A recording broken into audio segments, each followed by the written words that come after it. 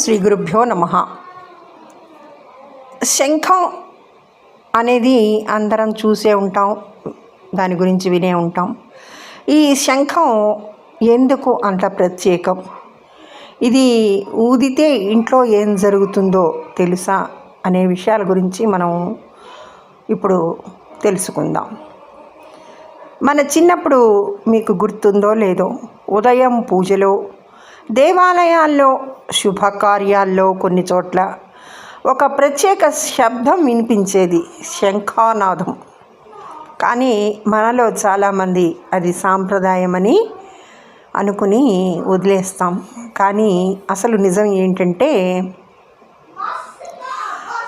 శంఖం కేవలం పూజా వస్తువు కాదు, అది మించి ఆధ్యాత్మిక శక్తి కలయిక. అసలు శంఖం అంటే ఏమిటి అంటే గనక, శంఖం సముద్రంలో లభించే ఒక ప్రత్యేక జీవపు అవశేషం. సహజంగా స్పైరల్ ఆకారంలో ఉంటుంది మన హిందూ సాంప్రదాయంలో. శంఖం అంటేనే పవిత్రత, శంఖం అంటేనే శుభారంభం, శంఖం అంటేనే దైవ సంకేతం. దేవాలయాల్లో శంఖం ఎందుకు ఊదుతారు అనేది కనుక పరిశీలిస్తే, మన హిందూ సాంప్రదాయం ప్రకారం ఇది చాలా ముఖ్యమైన అంశం.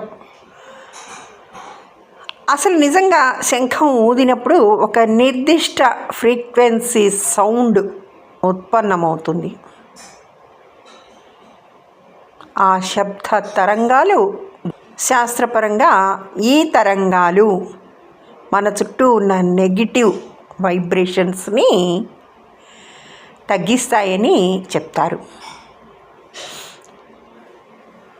అందుకే పూజ ప్రారంభించేటప్పుడు, పూజ ప్రారంభంలో, హారతిచ్చే సమయంలో, హారతి సమయంలో, ముఖ్య ఘట్టాల్లో, కొన్ని సాంప్రదాయాల్లో కొన్ని ఘట్టాల్లో ఈ శంఖనాదాన్ని వినిపిస్తూ ఉంటారు.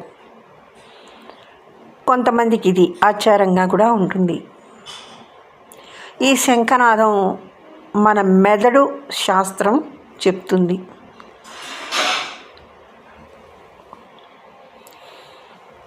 శంఖం ఊదినప్పుడు వచ్చే ధ్వని మన మెదడులో ఆల్ఫా వేవ్స్ని ఉత్తేజితం చేస్తుంది.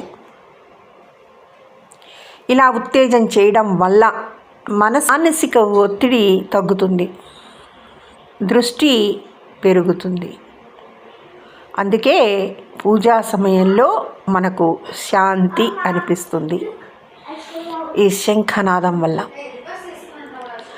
ఇంట్లో శంఖం ఊదచ్చా ఊదకూడదా అనేది అందరికీ చాలా సంశయం. కానీ నిరభ్యంతరంగా శంఖాన్ని ఊదవచ్చు. ఇది ఒక్క సాంప్రదాయమే కాదు, అన్ని విధాలుగా కూడాను శుభదాయకమే.